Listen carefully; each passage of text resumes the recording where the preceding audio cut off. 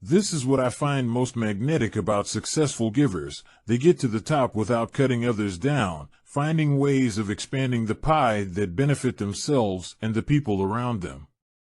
Whereas success is zero-sum in a group of takers and groups of givers, it may be true that the whole is greater than the sum of the parts. The most meaningful way to succeed is to help others succeed. Focus attention and energy on making a difference in the lives of others, and success might follow as a byproduct.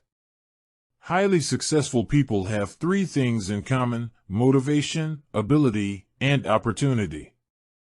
A hallmark of wisdom is knowing when it's time to abandon some of your most treasured tools and some of the most cherished parts of your identity. If we want to forecast whether the originators of a novel idea will be successful, we need to look beyond the enthusiasm they express about their ideas and focus on the enthusiasm for execution that they reveal through their actions.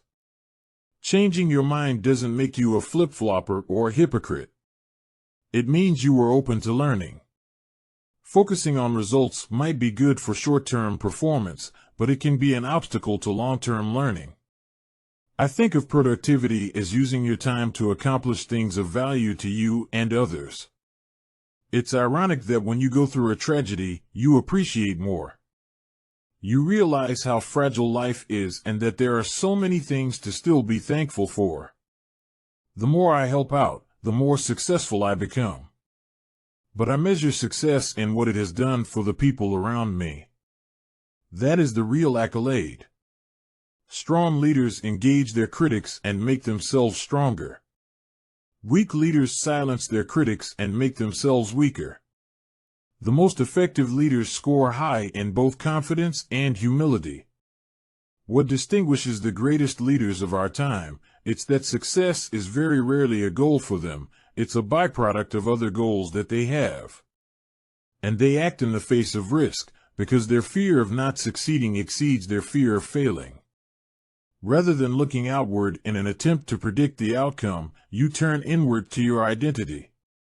You base the decision on who you are, or who you want to be.